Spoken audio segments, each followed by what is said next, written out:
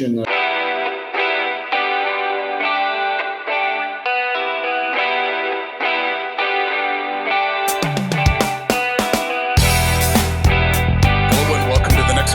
I'm Rob Birdsell, your co-host, and as always, joined by my colleague, Tom Burnford. Tom, good to see you.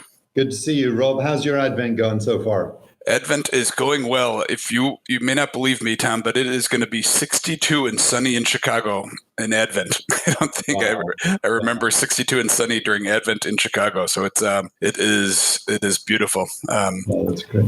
I'm using Kent Hickey's, who was a guest on the Next Class previously, puts out every year a wonderful Advent prayer reflection guide from Seattle Prep with student artwork. And he was kind enough to send me a copy, and I've been using that, and it is tremendous, finding that a real blessing. So I just want to give a shout out to Kent for that and Seattle Prep. Now, Kent is a great writer. He's got a blog on their website, and it's good stuff, Tom. We had a great Thanksgiving. Also had the pleasure of having Father John Foley, also a former guest on the show, join us for Thanksgiving, and that was a real blessing. Father Foley's last Thanksgiving in Chicago before he heads to Detroit for retirement. Right. But Tom, today we have a very special guest with us, and he's actually with you in our Baltimore office, which is pretty fun. So Dr. Philippe Richard is the Secretary General of the International Office for Catholic Education. He's currently in his second term. For our listeners in America, this would be comparable to the International NCEA, the National Catholic Education Association, but focused globally. He's a former university professor with a background in international affairs, but also a school and diocesan leader. He works out of Rome, but travels extensively visiting Catholic schools globally. We could actually have a fun challenge to see who's been in more schools this year between the three of us. He oversees the unique International Congress on Catholic Education every 4 years. And Tom, you've known Dr. Philippe for quite some time. I have, Rob. And Philippe, welcome. It's great to have you here joining us. And Philippe and I, we go way back. When I was running the National Catholic Educational Association, anytime I'd go to an international meeting, Philippe was there representing Catholic education globally. He's got offices in Rome, and I had the privilege of working with him in planning the 2018 International Congress on Catholic Education, which took place in New York. And we are going to talk today a little bit about, Philippe will tell us about the next World Congress on Catholic Education, which is coming up. So welcome, Philippe. And Philippe, maybe you could just tell us a little bit about OIAC. Oh, yes. Thank you for your invitation. It's great for me to be with you today. First, I want to apologize because my English is not very good. And as you say, I have a bad accent, but I will try to... It's not a bad accent. I'm the one with the funny accent. At least that's what people think. Yes. But, 5 years ago, I didn't speak English, and I was obliged to speak English because I became a Secretary General of OIAC, and it's necessary to speak different language because you speak about OIAC, but OIAC is an international organization.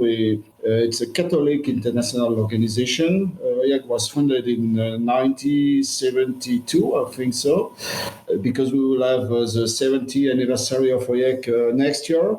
And OIAC was founded in 1952 by the volunteer of different European bishops. They wanted to contribute to the peace in Europe after the Second World War, and to contribute by the way of education, by the way of Catholic education. And it's why they decided to create an organization with Germany, with France, with Italy, Netherlands, Belgium, European countries were in war some years before.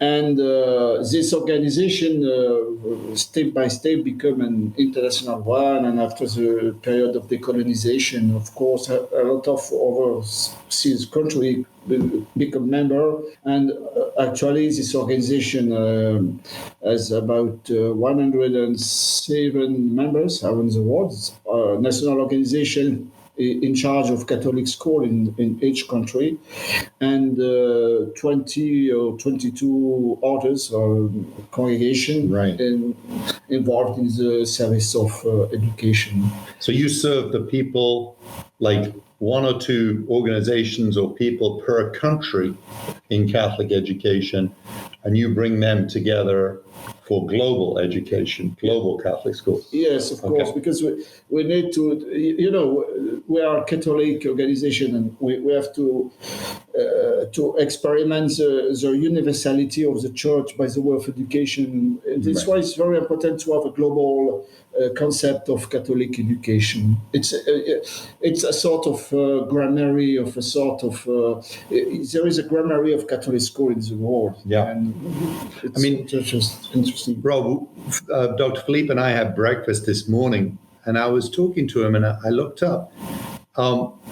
There are 75 Catholic schools in the country of Nepal. I had no idea. I mean, and I just had no idea that there would be 75 Catholic schools in Nepal. Mm. And then the next question is, I have no idea what a Catholic school in Nepal looks like or feels like. Well, and, yeah. And Richard, I mean, I don't think in America necessarily Catholic school educators that are our listeners on this podcast, that they think about international Catholic schools. How many schools are there globally? Due to the data of the Church and the World Bank, we know we have about 200,000 Catholic schools in the world. 200,000 Catholic schools. Wow. In the world, and it represents about 62 million of students in more than 120 countries. 62 million students. Yes, it's the most important network for education in the world, and it's a treasury because we don't have the knowledge of that. But if we have the knowledge of that, we can do a lot of work, and we need to have this information because it's a very great worldwide network for education, and it's very useful because with this network we can have a good participation, for example, to the program of UNESCO and the UN, but maybe we have to speak about that after. Yeah, I was going to ask you about that. I mean, 62 million, that's a lot of students, Rob. I mean, we're used to thinking in the United States of, just around 1.5 to 2 million students. And Tom, how many schools do we have in the U.S.? 6,000 Catholic schools, K to 12 in the United States. And 200,000 globally? Yep. I mean, that's astonishing when you think about that we have 6,000 here and then another 194,000 outside of America. Right. And that's amazing. So just some huge numbers. And so go ahead. Are the numbers growing? I mean, we've seen pre-pandemic, declining numbers in America. We've had a bit of a bump because of the pandemic here, but are the numbers of students in schools growing, or how are the numbers fluctuating? In the world, the number of students in Catholic school is growing, and especially in Africa. And we have a very good growing of students in Catholic school in Africa. It's, for example, 11% each year in some countries. And it's due to the quality of education, because public schools in Africa are not able to produce good quality of education, and Catholic schools do that, and the parents prefer pay to give their children a good education, and it's why the number of students in Catholic education, the tendency is growing of the number of students. And for example, in France, it is exactly the same in France, because in France we have 2 million of Catholic of students in Catholic schools, 2 million, and this represents about 5,000 Catholic schools in France. And the number of children grow years after years, because parents consider that Catholic schools in France gave a very good education and a qualitative education. It's the reason. But also in France, there is funding, some government funding Yes. for the schools, which we do not have in the United States. That Yes. is an important difference. Yes, So- and in France, but it's the same in a lot of countries in Europe and over the sea. We have a concurrency between the state school and the private school and Catholic school, faith-based school, and we discover that sometimes public school have problem to give quality of education. Mm-hmm. So Philippe, you mentioned the size and scope of Catholic school education. And I know also the OIEC represents Catholic schools at the UN and also UNESCO and maybe other international agencies. Why is that important? It is very important. First, as I said, we are the most important network for education in the world. And we have a responsibility to promote a sort of education based on Catholic values, because Catholic values are able to give more. And for example, in matter of special attention to each student, we have a good experience of that, and it's permit to add quality in education. And we want to focus attention before the UN, for example, before the UNESCO. We want to focus attention on that and to say we have a good experience of what we can do with special attention to students. We want to help international organization to develop programs and to develop guidelines and to develop materials with those values. It's so important. For example, UNESCO just published a report on the future of education. And when UNESCO speak about the future of education, they speak about what? They speak about how we will be able to think education in the next 10 or 20 years. Wow. Yeah. And with Catholic school, we have maybe 300 years of experience of education. Yeah, we have a lot to offer. Okay, we have experience, and we know very well what we can do, and we want to promote with you the future of education. But please, we have some ideas, and we can add those ideas to the reflection, to the thinking of UNESCO, and they did, because in the report on the future of education, they aggregate some ideas from OIEC, and it's good because it's a proof that the work we do with this network is very important and can give some experience, and we can share some experience, and we can say we are present in the education field. We know what is education. We know how build education on new paradigm, and we have the legitimacy and the experience to help you to build a new paradigm of education. With that being said, let me take a second to introduce our sponsor, Catholic Virtual. Catholic Virtual is the trusted online education partner of Catholic schools worldwide. We develop customized online learning solutions to meet the needs of our partner schools and their students. Visit our website at www.catholicvirtual.com to learn more. Now back to the episode. I mean, you think about that, Rob, for many of our listeners that may not realize, I know I didn't realize until recently that, what Philippe's talking about is Catholic schools being a model for global education policy at the level of the UNESCO and UN.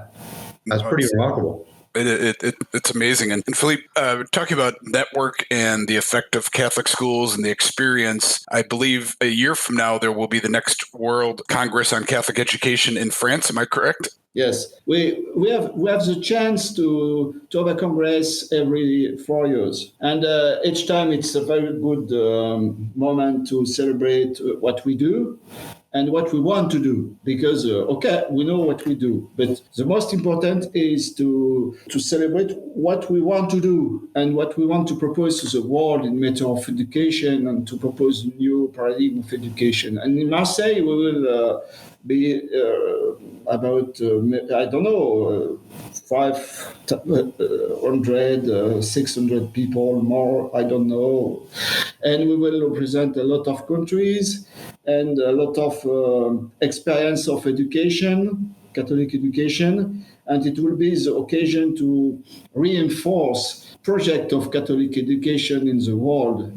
And you know that Pope Francis gave us some guidelines with the Global Compact on Education. And the Global Compact on Education is a very good occasion to pay attention on what we have to do together. And not only with Catholic and inside the Catholic community, but with other people, with people from other religion, from people from, for example, with people from Islam. And we have to build with them a new paradigm of education to permit the culture of dialogue between us, and to permit the implementation of I cannot explain that, but to permit the civilization of love to exist. Yes, it's the most important. And what is the civilization of love? It's a moment we less the difference we have, and we decide to use some common values to build a new world. And with the Jew, with the Muslim, with the Protestant, we have some common values we can develop together to build this civilization of love. And it's exactly the context of the Global Compact on Education. And in Marseille, we will have the occasion to think that, and to take engagement, to take commitment in favor of the Global Compact on Education. And is it open to educators from the United States? Who can attend? It's open to all people. They're able, they want, they have time to share experience and to come and to give their own feeling about what we can do together. It's teacher, superintendent, national responsible for Catholic education in the country. And in New York, we in 2019, we were about 650 representatives from 87 countries in the world. That was an amazing event. I said it was in 2018 earlier. It was 2019. Now I remember. And just to get Rob to meet, I got the chance to just meet Catholic education leaders from Africa, from Asia, from all parts of the world. And just to have conversations about some of the similarities and differences was a remarkable experience. So, and I think it was December 1st through 3rd of next year, 2022 in Marseille, France. 1 year, exactly in 1 year. Yeah, exactly 1 year. Yeah. 1 year today, So I think that's a great opportunity, Rob, for leaders in the United States. Yes. It's exciting. Philippe, this morning I was thinking about what is a Catholic school in Nepal like, or other parts of the world. And I wonder, you have traveled around the globe visiting Catholic schools and talking to Catholic education leaders. Indeed, you probably have more experience with global Catholic education than maybe anyone. Could you just tell us a story or paint a picture about something that struck you from visiting a Catholic school or a country in your work? Your question it's very difficult, because I have a lot of rememberings, and it's difficult to choose one or two to decide to. But what is important to say is that in all countries I visited, in all schools I visited, we always find the same atmosphere. And the same atmosphere of fraternity, of particularly attention to each student. It's, as I said before, it's a sort of grammary of Catholic school.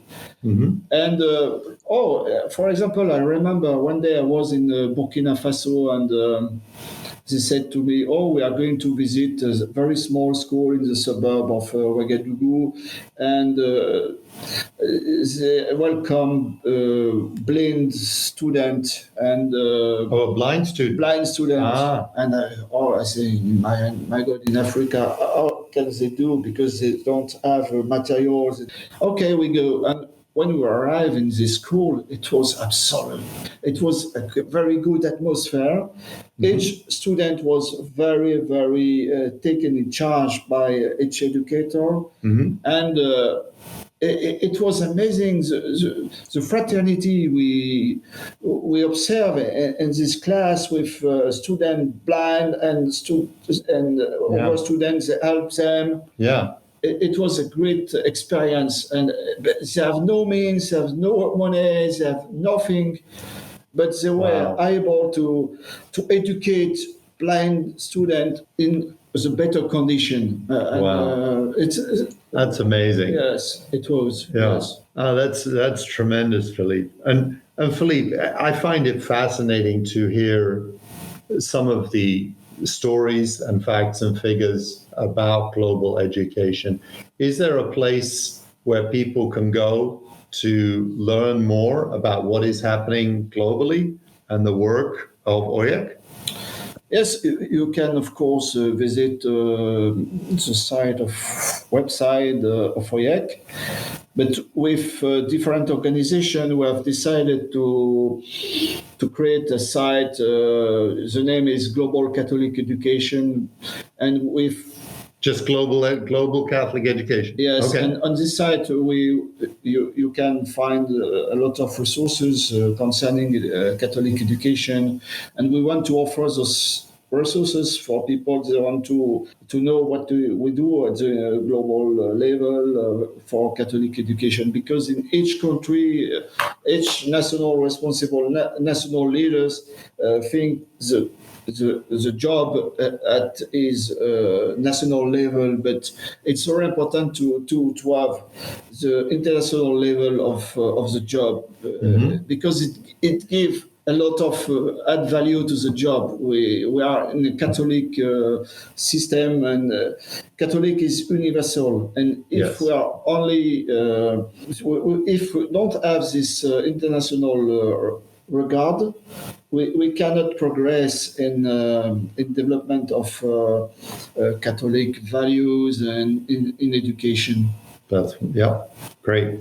Well, Philippe, it's been great having you on the next class. I appreciate your time. As we conclude every one of our podcasts, we ask our guest one final question. And that question is, who is your greatest teacher and why? It's very interesting, because yesterday I was in the metro in Washington, in DC, and I read a poster, and it was a teacher, and it was written, a good teacher is that one was not simply in position to deliver knowledge for students, but to give him value for the life. And I said, it's not exactly the translation of this, but it was very interesting, because what is the job of a teacher? It's not only to deliver knowledge. Of course, he must do that. It's a professional of delivery of knowledge. But what is important, it's to give students some values to be able to cross their life very good, and in a sort of fraternity and solidarity with others. And if the teacher is able to give those values, it's a very, very good teacher. So who is that teacher for you? Can you think of, is there a teacher in your own life who was important to you? I remember when I was at school, some teachers, They give me a lot of things, and I never forget. And I use their testimony to progress and to give the best of myself to permit the construction of the building of very good world of justice and fraternity by the way of Catholic education. That's great. Well, Philippe, thank you again for joining us, taking time out of your trip here to America, and just very grateful for your time. Thank you, because my English is not very good, but I try to. Yeah, English is wonderful. Your English is. Did you say that you did not know how to speak English 4 years ago? Yes. Wow. In 2015, I didn't speak English. Yeah. It's amazing. Your English is outstanding for that. I know. Yes, but you helped me. No, it's been great. So thank you for being a guest on the next class. Tom, good to see you. And to our listeners, if you enjoyed the show, we would ask that you give us a thumbs up, a rating, like us, share this with your friends and family. And Tom, look forward to seeing you in the next class. Absolutely. Thank you so much, Rob. And by the way, we're going to put info about OIEC on the bottom and send it out with this podcast. So on the notes page, that's right. There you go. Thanks so much, Rob. We hope you enjoyed this episode today. If you did, we'd greatly appreciate it if you would share this episode with your friends and family. If you get a moment to rate or review us, that too would be much appreciated. Have a great day.